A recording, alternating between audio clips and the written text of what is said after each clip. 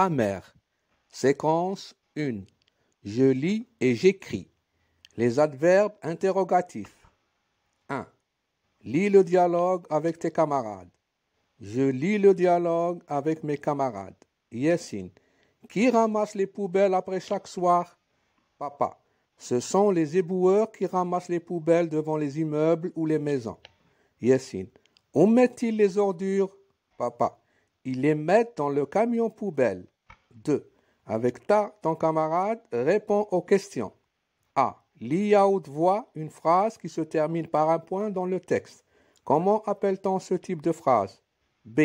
Observe la phrase soulignée. Comment doit-on la lire? Qu'est-ce qu'il indique? C. Recopie une phrase construite sur le même modèle de la phrase soulignée. Je regarde l'image. C'est un camion poubelle. Le camion poubelle est un véhicule qui ramasse et transporte les ordures à la décharge. Ce sont des éboueurs. Les éboueurs sont des ouvriers chargés du ramassage des ordures ménagères. Je réponds aux questions. A. Je lis à haute voix une phrase qui se termine par un point dans le texte. Ce sont les éboueurs qui ramassent les poubelles devant les immeubles ou les maisons. Cette phrase se termine par un point. Comment appelle-t-on ce type de phrase? On appelle ce type de phrase une phrase déclarative. La phrase déclarative se termine par un point. B. J'observe la phrase soulignée. Où mettent-ils les ordures? C'est une phrase interrogative. Comment doit-on la lire? On doit la lire en changeant l'intonation en fin de phrase. Qu'est-ce qu'il indique? Le point d'interrogation l'indique. Exemple, tu es malade. C'est une phrase déclarative. Elle se termine par un point. Tu es malade? C'est une phrase interrogative. Elle sert à poser une question. Elle se termine par un point d'interrogation. Remarquez l'intonation qui change. Tu es malade. Tu es malade? L'intonation change. Elle monte en fin de phrase. C. Je recopie une phrase construite sur le même modèle de la phrase soulignée. Qui ramasse les poubelles après chaque soir? Cette phrase commence par un mot d'interrogation et se termine par un point d'interrogation. C'est une phrase interrogative. Qu'est-ce qu'une phrase interrogative? La phrase interrogative sert à poser des questions. Elle se termine par un point d'interrogation. Elle peut s'écrire de plusieurs manières. Je retiens. On reconnaît une phrase interrogative grâce à l'inversion du sujet, le point d'interrogation, les adverbes interrogatifs. Combien, où, pourquoi, comment, quel, qui, quand, etc.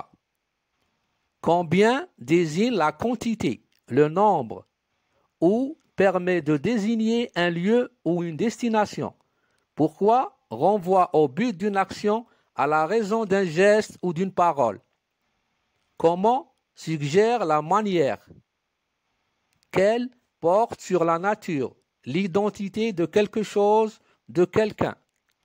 Qui pour parler d'une personne. Quand interroge sur le temps d'une action. L'inversion du sujet. Quand les éboueurs ramassent-ils les ordures? On parle d'inversion du sujet quand le sujet est placé après le verbe, alors que l'ordre normal est sujet puis verbe. Le sujet « il » est placé après le verbe « ramasse ». 3. Complète chaque question avec l'un des adverbes suivants. Qui, où, que, combien, pourquoi. Je complète. Que porte-t-il? Que pour parler d'une chose. Par exemple, il porte un sac à dos. Combien y a-t-il de mois dans l'année? Combien désigne la quantité, le nombre. Il y a 12 mois dans l'année. Qui a jeté les ordures par terre? Qui pour parler d'une personne. Yessine a jeté les ordures par terre.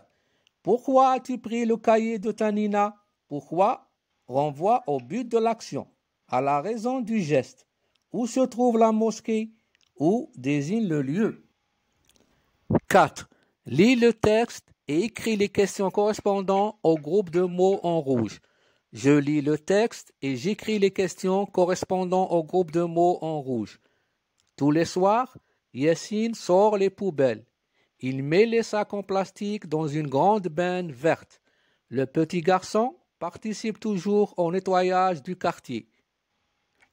Tous les soirs, Yassine sort les poubelles. Quand Yassine sortit les poubelles, quand renvoie sur le temps de l'action. Tous les soirs. Il met les sacs en plastique dans une grande benne verte.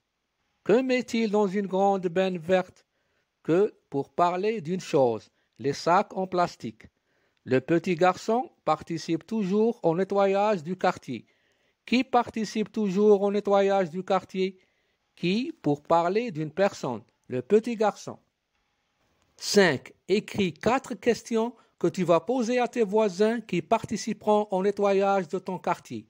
J'écris 4 questions que je vais poser à mes voisins qui participeront au nettoyage de mon quartier.